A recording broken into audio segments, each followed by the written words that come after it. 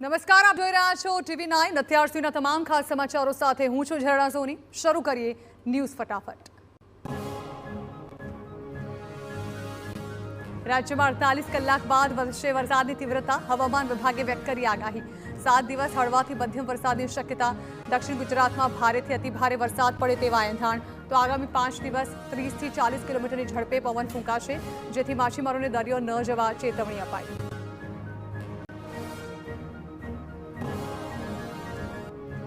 રાજ્યમાં સિઝનનો સરેરાશ 91% વરસાદ પડી ગયો। સૌથી વધુ ઉત્તર ગુજરાતમાં 95% વરસાદ વરસ્યો, તો સૌરાષ્ટ્રમાં સૌથી ઓછો સરેરાશ 84% વરસાદ।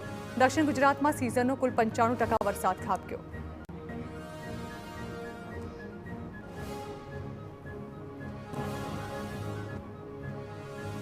પાછલા 24 કલાક દરમિયાન દક્ષિણ ગુજરાતના અનેક તાલુકાઓમાં વરસાદ પડ્યો। દક્ષિણ ગુજરાતમાં હળવાથી મધ્યમ વરસાદી ઝાપટા વરસ્યા। સૌથી વધુ વરસાદ વલસાડના કપરાડામાં 1.77 ઇંચ નોંધાયો।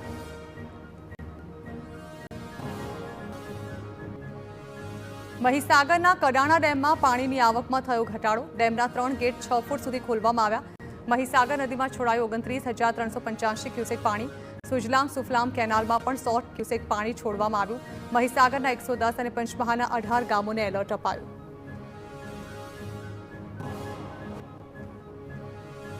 રાજકોટના જસદણમાં ટેકાના ભાવે ખરીદી માટે રજીસ્ટ્રેશન શરૂ થતા પહેલા જ બંધ થયું। મગફળી અને કપાસ માટે રજીસ્ટ્રેશન કરાવવા આવેલા ખેડૂતોને હાલાકી પડી।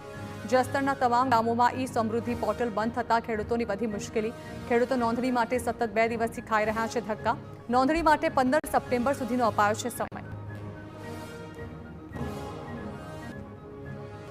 ટેકાના ભાવે ખરીદીની નોંધણી માટે દ્વારકામાં પણ પ્રક્રિયા ખોરંભે ચડી। 2 દિવસથી રજીસ્ટ્રેશન માટેનું ઈ સમૃદ્ધિ પોર્ટલ ઠપ। સવારથી લાઇનમાં ઉભેલા ખેડૂતોને થયા ધરમધક્કા। પોર્ટલ ખુલતું ન હોવાથી ખેડૂતોના સમયનો વ્યય।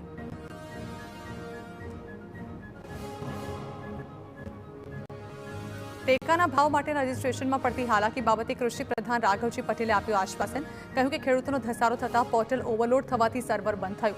જરૂર જણાશે તો નોંધણીની સમય મર્યાદા વધારવામાં આવશે। કોઈ ખેડૂત નોંધણી વગર બાકી ન રહી જાય તેનું ધ્યાન રખાશે। ટેકાના ભાવે ખરીદી માટેનું પોર્ટલ બદલાવવા બાબતે કિસાન કોંગ્રેસ ચેરમેન પાલ આંબલિયાએ કર્યા સવાલ। સાથે જ તેમણે નવા એજન્સીના પોર્ટલ પર તાજેતરમાં જ મૃત્યુ પામેલા લોકોના વારસદારોને નોમિની તરીકે સ્વીકારવામાં ન આવતા હોવાની પણ ફરિયાદ કરી।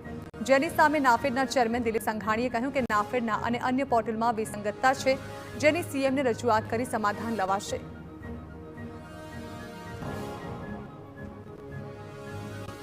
સુરતના કાકરાપા નહેર બંધ રાખવા અંગે રજૂઆત। ખેડૂતોએ પાણી પુરવઠા પ્રધાનને રજૂઆત કરી। 90 દિવસને બદલે 60 દિવસમાં કામ પૂર્ણ કરવા રજૂઆત। નવીનીકરણ માટે નહેર 90 દિવસ બંધ રાખવાનો કરાયો છે નિર્ણય। નહેર 90 દિવસ બંધ રહેશે તો પાકને નુકસાન થવાની ભીતિ।